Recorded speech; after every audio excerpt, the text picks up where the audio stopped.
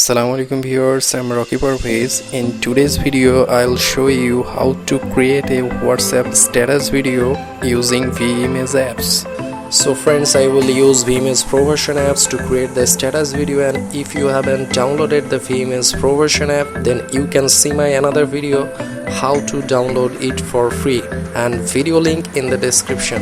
So without wasting time, let's start the video.